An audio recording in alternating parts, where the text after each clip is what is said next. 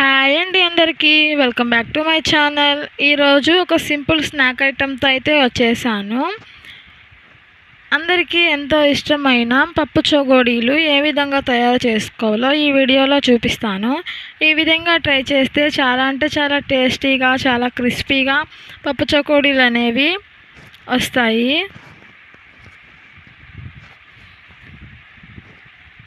పిల్లలకు పెద్దవాళ్ళకు ఎంతో ఇష్టమైన పప్పు చకోడీలు ఏ విధంగా తయారు చేసుకోవాలో లేట్ చేయకుండా ప్రాసెస్లోకి అయితే వెళ్ళిపోదాం. ముందుగా ఒక కప్పు పచ్చిశనగ పప్పుని 2-3 సార్లు బాగా కడిగి 3 గంటల సేపు నానబెట్టుకోవాలి. ఒక పొడి క్లాత్ తీసుకొని ఈ విధంగా పప్పులు చల్లించి బాగా తుడిచి పక్కన పెట్టుకోవాలి.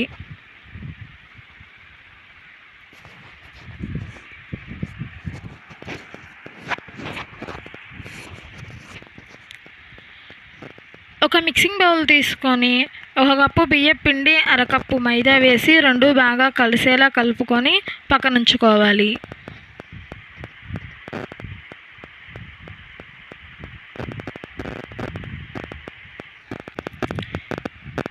స్టవ్ ఆన్ చేసి కడాయి పెట్టి మనం ఎంతైతే పిండి తీసుకున్నామో అంత వాటర్ పోసుకొని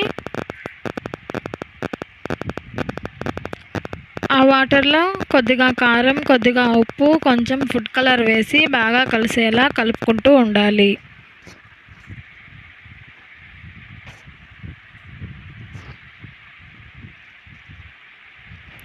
ఈ విధంగా బాగా ఎసురు కాగినట్టు మరిగాక ముందుగా మనం కలిపి పెట్టుకున్న పిండిని వేసుకొని బాగా కలుపుకోవాలి.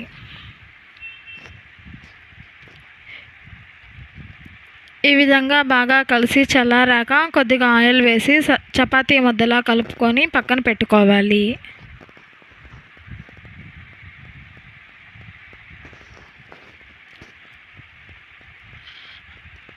కొంచెం కొంచెం పిండి తీసుకుంటూ మిగిలిన పిండిని తడి అనేది ఆరిపోకుండా మూత పెట్టి పక్కన ఉంచుకోవాలి.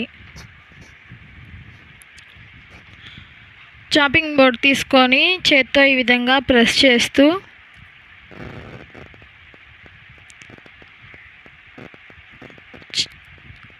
చకోడీ షేప్ వచ్చేలా మనం వేళ్ళతో ఈ విధంగా ప్రెస్ చేసుకుంటూ చకోడీకి ఎంత పిండి కావాలో అంత కట్ చేసుకోవాలి. నానబెట్టిన పప్పులని ఈ విధంగా వేసి ఈ పిండి మిశ్రమాన్ని మొత్తం అతుక్కునేలా వేళ్ళతో ఈ విధంగా ప్రెస్ చేసుకుంటూ బాగా వత్తుకోవాలి.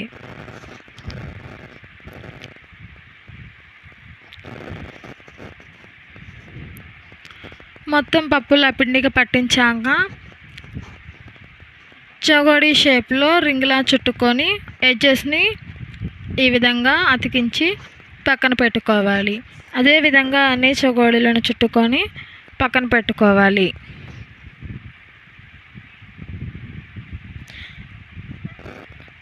స్టవ్ ఆన్ చేసి డీప్ ఫ్రైకి సరిపడా ఆయిల్ పెట్టి ఆయిల్ బాగా వేడెక్కాక మనం ముందుగా తయారు చేసి పెట్టుకున్న చకోడీలను ఒక్కొక్కటిగా వేసి